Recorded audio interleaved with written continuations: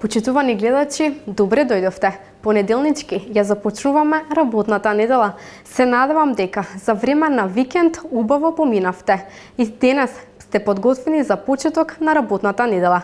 Но и се надевам дека ние вам ви недостигавме. Па затоа неколку корисни совети кои ќе ве посетат дека вашето здравје е најважно. Останете со нас.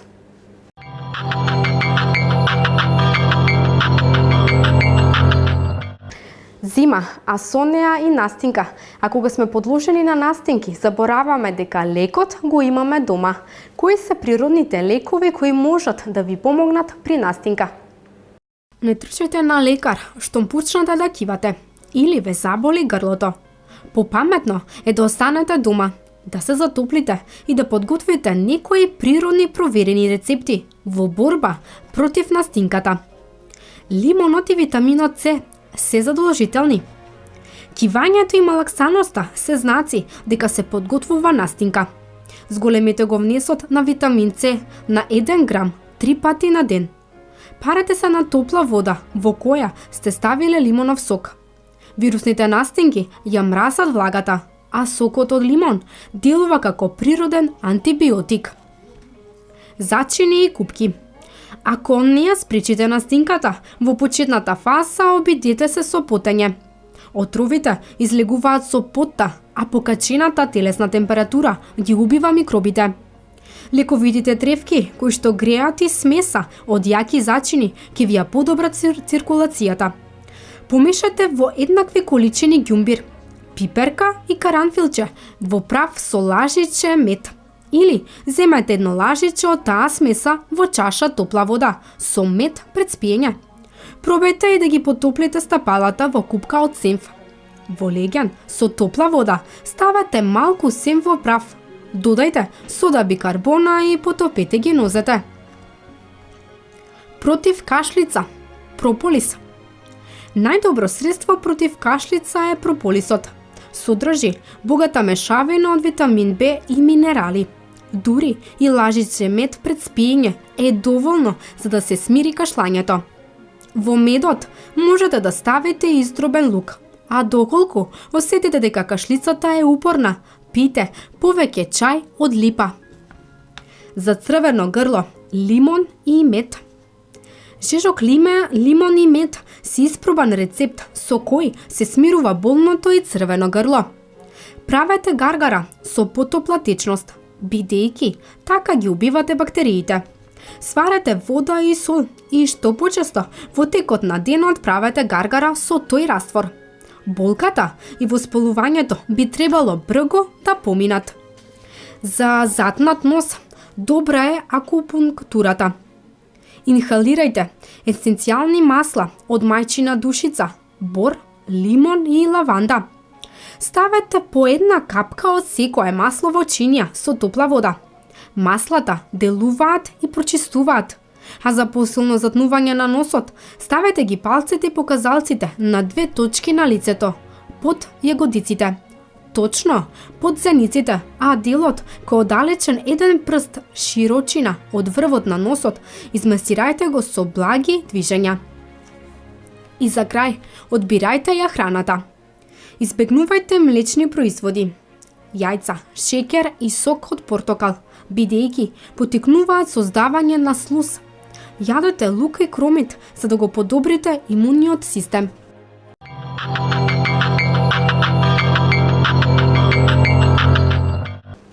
Зголемена телесна температура ви недостасува енергија и сила, но како да се справите со зголемената телесна температура? Не грижете се, следниот прилог наменет токму за тоа. Зголемената температура најчесто укажува на присуство на некакво воспаление во организмот и ве предупредува дека вашето тело во тој момент не поседува идеален здравствен и имунолошки баланс. Нормалната телесна температура измерена под пазувите изнесува од 36 до 37 степени. Доколку температурата остане ли се покачи на 38 и покрај обидите да ја намалите по природен пат, потребно е да земете и антипиретици и задолжително да посетите доктор. Во моментот кога вашето тело страда од покачена телесна температура, во присуство на воспаление или друг причинител, вашите бели крвни клетки се вклучуваат во одбрана на имунитетот и токму таа одбрана се манифестира преку покачена телесна температура. Само това може на различни начини да ви го отежни нормалното секојдневно функционирање. Се чувствувате уморни, поспани, ви недостасува енергија и сила. Често чувствувате дека ви е ладно или прекумерно се потите и чувствувате сувост во устата и грлото. Дехидрирани сте. Тогаш е време да ја намалите високата телесна температура со применување на соодветните совети. Одмарајте и дозволете му на телото да закрепне. Зголемете го внесот на течности. Најдобро е да пиете вода или сокови богати со витамин С, како црна рибизла, портокал, лимон.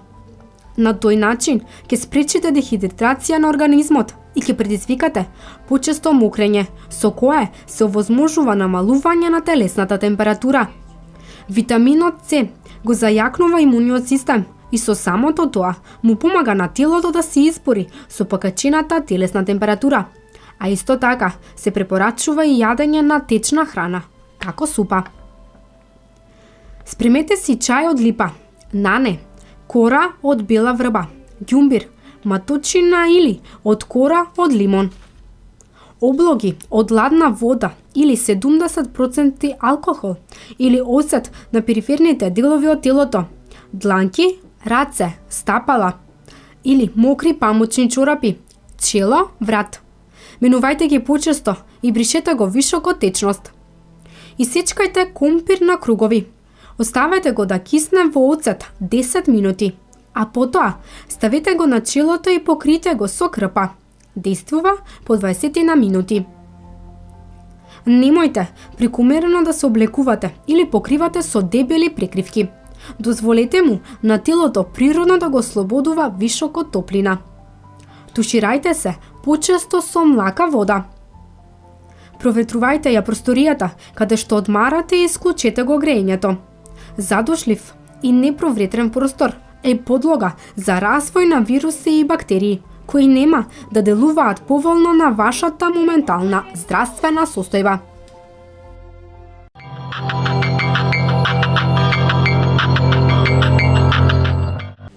Калциумот е важен минерал, кој нам ни е многу добро познат и игра клучна улога врз здравјето на коските. Значењето и употребата на калциумот слушаме во следниот прилог. Калциумот не е важен само за здрави коски, туку и за добриот крвен притисок, здравјето на срцето и телесната тежина.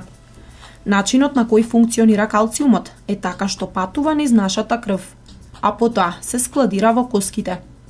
Отпуштањето на калциумот од коските повторно во крвотокот настанува доколку не внесувате доволни количини од него. Токму заради тоа, симптомите на недостаток на калциум во крвта се забележани како меки коски. Недостатокот на калциум можете да го препознаете по следниве неколку знаци. Често кршење на коските. Кариес. Во принцип, кариесот е резултат на лошата хигиена на забите, но и недостатокот на калциум допринесува во целокупниот проблем, посебно кај младите и трудниците. Рахитис кај деца. Рахитисот е омекнување и слабење на коските кај децата. Најчесто се јавува како резултат на екстремниот недостаток на Д-витамин, кој што помага во апсорбцијата на калциумот. Остеопенија и остеропороза, посебно кај старите лица. Висок крвен притисок. Личностите кои не внесуваат доволни количини на калциум се под поголем ризик од хипертензија. Калциумот може да помогне во благото снижување на високиот крвен притисок. Дебелина. Консумирањето на млечни производи докажано помага во елиминирањето на вишокот на килограми. Пецкање и вкочањето во прстите. Тоа укажува на сериозна нерамнотежа на калциумот во организмот, која често се поврзува и со други заболувања. Летаргија, грчеви и мачнини, абнормален срцев ритам се останатите знаци по кои што можете да го забележите недостатокот на калциум во организмот. Како да го избегнете недостатокот на калциум? Најдобар начин да го зголемите внесувањето на калциумот е преку храна, но тоа зависи од тоа колкава количина од тој калциум ќе се абсорбира. Препорачаните дневни дози на калциум се за возрастни до 25 години, од 1000 до 1200 мг, за возрастни над 25 години, од 800 до 1000 мг, за трудници и доелки 1200 мг, исто толку и за жените во менопауза.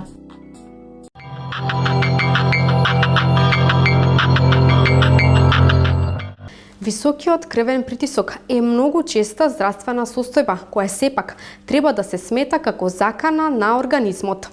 Многумина успеваат на природен начин да го контролираат, но еве неколку начини како треба да го контролирате високиот крвен притисок. Зголемениот крвен притисок е проблем на многу луѓе, а доколку е и ваш моментално, наместо да пиете апчиња за негово намалување, искористете ги домашните продукти за да го намалите. Ова се тие 4 продукти од кујната кои помагаат кога притисокот ќе се покачи повеќе од нормалата. Бел лук, ѓумбир, целер и цимет, кои треба да ги користите во сиров облик. Се препорачува и да внесувате повеќе магнезиум, витамин B6 и B12, како и калциум.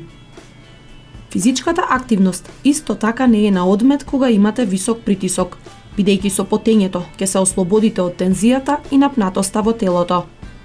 Додека пак со претходните набројани продукти, не само што ќе го регулирате притисокот, туку и голема е веројатноста тие да ја излекуваат и причината поради која тој се покачил. Останати продукти кои го смалуваат крвниот притисок, а може да ги искористите доколку при рака ги немате претходните, се банана, лута црвена пиперка, лубеница, суво грозје, црна чоколада, киви, јаболка и моркови. Направете шејк одбирајќи некој од продуктите или изедете ги во сирова форма и притисокот сигурно ќе се намали, што е поздрава превенција отколку да пиете таблети.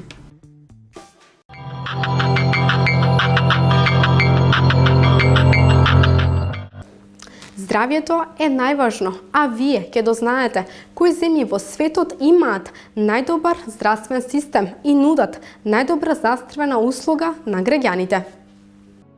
Институтот Легатум со седиште во Лондон го објави својот 10-годишен глобален индекс за просперитет, голема анкета која ги рангира најпросперитетните земји во светот.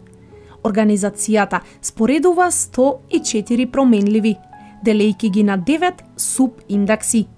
Една од големите компоненти за рангирање е тоа колку се здрави луѓето во една земја. Здравјето било измерено со 3 клучни компоненти од страна на институтот. Основно ментално и физичко здравје, здравствена инфраструктура и достапноста на превентивна заштита.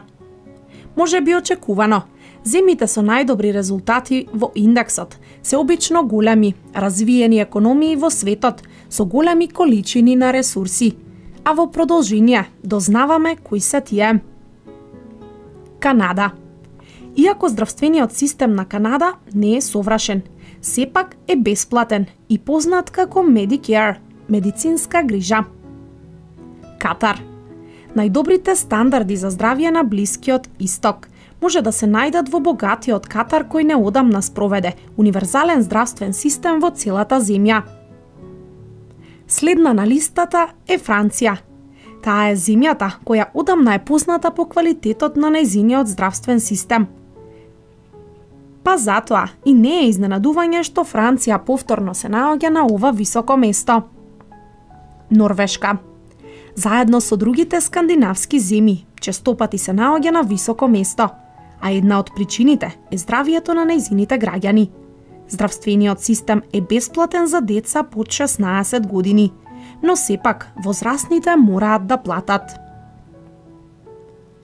Нов Селанд е една од најактивните земји во светот, со што жителите се одлични спортисти, чиј просечен животен век е 81,6 години. Белгија е земја со просечен животен век од 81 година, па затоа се наоѓа и во 20 најдобри здравствени системи во светот. И покрај љубовта кон пивото и колбасите, германците се едни од најздравите луѓе со просечен животен век од 81 година. Следна на листата е Израел. Тоа е земја која е највисоко рангирана од Блискиот Исток, со 82,5 години животен век на населението. Австралија. Со одличното време и ниската загаденост, не изненадува фактот што Австралија е рангирана за најздрава нација во јужната хемисфера, со 82,8 години животен век. Хонг Конг. Оваа малечка држава има 11 приватни и 42 државни болници за 7,2 милиони луѓе. Северните европски држави како Шведска секогаш се наоѓаат на високо место. Швеѓаните имаат просечен животен век од 80,7 години. На листата се наоѓа и Холандија. Во 2015 година оваа земја се најде на првото место на индексот за консумирање здравје, кој ги споредува здравствените системи во Европа. Јапонија. Животниот век во оваа земја е 83,7 години и ова е највисоката просечна животна стапка во светот, што предизвикува демографски проблеми во земјата. Швајцарија има буквално се што ќе посака една нација. Богати, убави и здрави се луѓето кои живеат таму, а здравствениот систем е универзален. На листата се наоѓа и Сингапур. Има одличен здравствен систем кој брои 5,6 милиони жители, чиј животен век е 83,1 година. И на крај, листата ја зазема и Луксембург. Тоа е државата членка на Бенелукс, која се наоѓа меѓу Белгија, Франција и Германија. Оваа богата нација се наоѓа на врвот на листата на земји со најдобри здравствени системи, а просечниот животен век во државата е 82 години.